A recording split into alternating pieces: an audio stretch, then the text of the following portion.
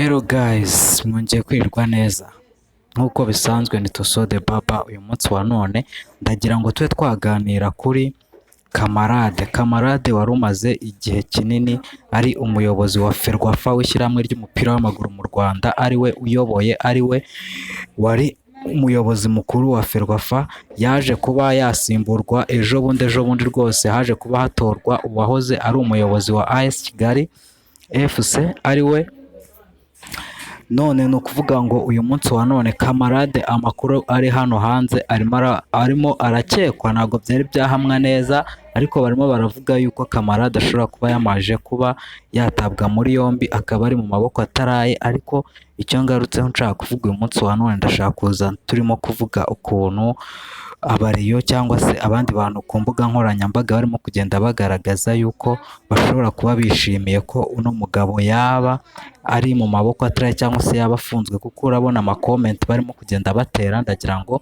duce muri komenti z'abantu batandukanye barimo kugenda batera, ugende ureba koko uburyo uyu mugabo abareyo barimo baramufata nk'aho yabahemukiye, cyangwa se barimo barafata nk'aho batakundaga ibintu yajyaga akorera ikipe yabo ya Rayon Sport.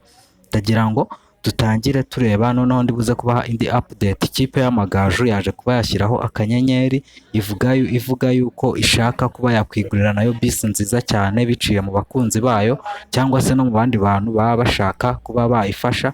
Nabyo turi buze kugarukaho, tube twanabereka akanyenyeri kayo. Niba nawe ushaka kuyitera n'inkunga, ube wagaragara, ube wakwifatanya n'Amagaju mu kugura bisi yayo nshyashya bashaka kuba bagura. Ariko reka dutangire turebe ahangaha amakomenti abantu barimo kugenda batera kuri uyu Kamarade, bagaragaza yuko batigeze bishimira na rimwe ibintu yagiye akorera ikipe ya Rayon Sport. Bamwe bamushinja kuba ari umwaperi, abandi bakamushinja kuba yaragize uruhare kuba Rayon Sport yaratakaje igikombe cya 2025, bigaragara yuko aba Rayon Sport abenshi barimo bamwishima hejuru, barimo babyina hejuru ye, barifuza yuko yaba yafungwa, nubwo bifuza hari yuko yarekurwa.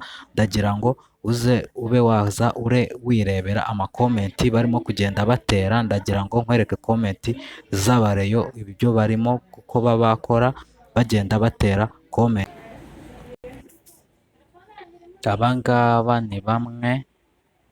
Abangaba ni bamwe mu bantu b'abakunzi ba Rayon Sport, cyangwa se abantu barimo kugenda bagaragaza ibitekerezo byabo mu buryo bitandukanye kuri Kamarade, bagenda bamera nk'aho barimo kwishimira yuko yaba yafunzwe. Bigaragara ko abariyo abenshi batamukundaga, batashaka kumva n'izina Kamarade, kubera ko ibyo bo batekereza ko yaba yarakuye ku gikombe cya 2025.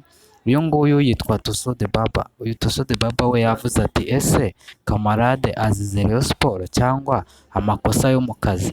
Shema se atangiye kwigaragaza atanga ubutabera? Uwo ni Tuso the Baba, uwo ni uwa mbere.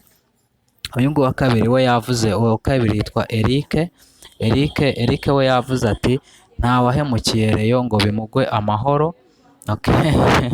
Hano rwose hano abareba barimo bigaragaza. Uyu wa gatatu yitwa Mugwaneza we yaje avuga ati, uyu yaciriye amafaranga menshi ya Rayon Sport, uyu ngo yariye amafaranga menshi ya APR FC.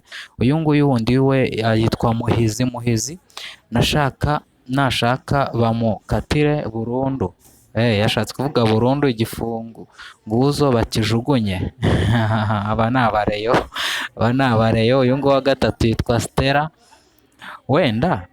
Stella we yaje avuga ati, wenda kamwifurize kubivamo amahoro, ariko rwose Kamarade nta cyiza mwifuriza, akwiriye ibirenze. Uyu nguyu ni Fabo. Uyu wundi we ni Fabo we yaje avuga ati, bigenze bite, ninde wapfuye? Ubwo wenda hari ibyo wenda ashaka kuvuga.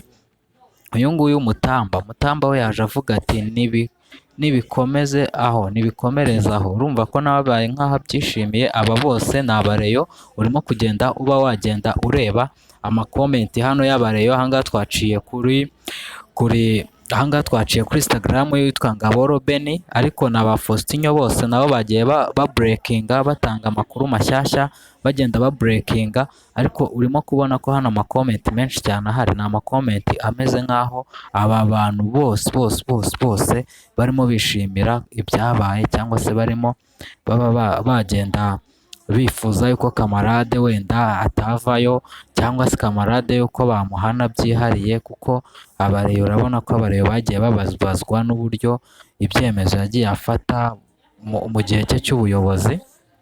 Ibyemezo yagiye afata urabona ko abareyo ntabwo bigeze babyishimira na gatoya, ntabwo bigeze babyishimira na gatoya.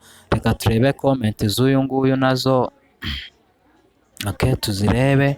Urimo kubona uwa mbere yanditse ati munsobanurire yombi ni ayande. Aha ntabwo wamenya, ariko uyu nguyu wa kabiri we yavuze ati reyo izahitana umuntu. Urumva nawe ubwo afite ibyo yashaka kuvuga. Ngaho da yazize iki ubwo? Bamukanda. Uyu nguyu yaje avuga ati bamukanyage. Urabona ko abantu benshi ahangaha, abantu benshi bameze nk'aho dewana nta cyiza bamwifurizaga. Turabona ko rwose abantu benshi kamarade barifuza ko bamukanyaga. Abantu benshi bagiye bagaragaza ibitekerezo byabo, ariko bakabigaragazanya umujinya n'uburakari, bakabigaragaza rwose wagira ngo hari ibindi bintu bindi byabaye bidasanzwe. Icyo nagira ngo mbereke uko birimo biravugwa yuko kamarade ashobora kuba ari mu maboko ataraye kugeza n'ubu ngubu.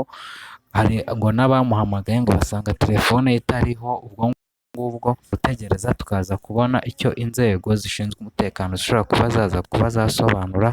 Ahasigaye tukaba twamenya amakuru ya nyayo, turagenda dukomeza kubikurikirana. Nihagira amakuru tumenya turi buze kuba twayabagezaho neza 5/5. Ciao ciao.